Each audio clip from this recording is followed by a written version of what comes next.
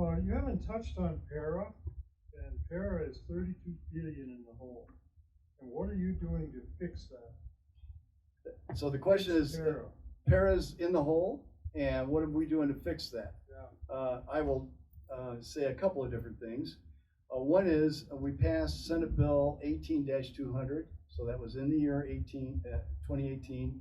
We passed a bill that actually gets us on a glide path back up to full funding in the next 30 years. And it actually has a process in there to adjust benefits and contributions to ensure that it gets there.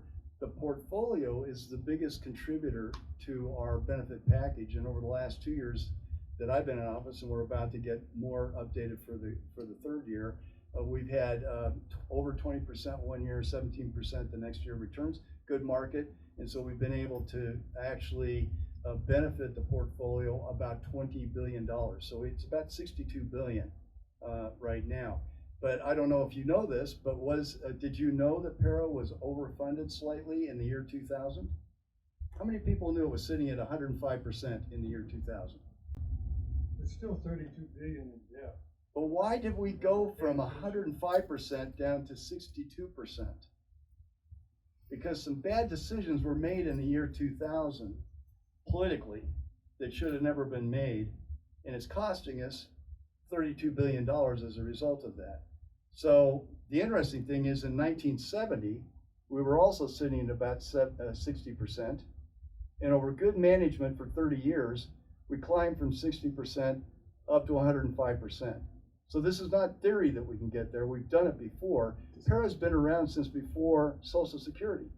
So if we manage it well through multiple recessions from the 1970s up through the year 2000, and we're able to get to full funding, we can do it again, but we have to avoid silly political mistakes and have the right formulas and decision making to build ourselves back up again. So I'm committed to doing that. That just means we have to be disciplined in the management of our portfolio and avoid political decisions that can be a disaster. It's not rocket surgery.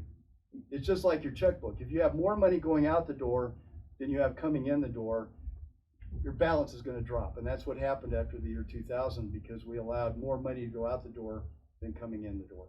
So we should never do that again. So I'm dedicated to making sure, you ask me what I'm doing, managing the portfolio, making sure we don't make silly political mistakes. And I'm also co-sponsoring a bill to make up the money that we didn't pay in 2020. There's part of the other legislation is that the state is committed to putting in $225 million a year in extra funds to the pension plan.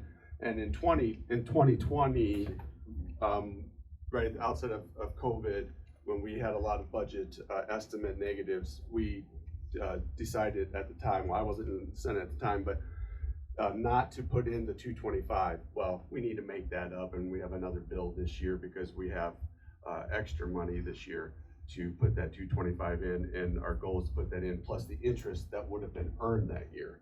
And there's some debate about that, of course, whether we should put the interest in or not, but at least the 225.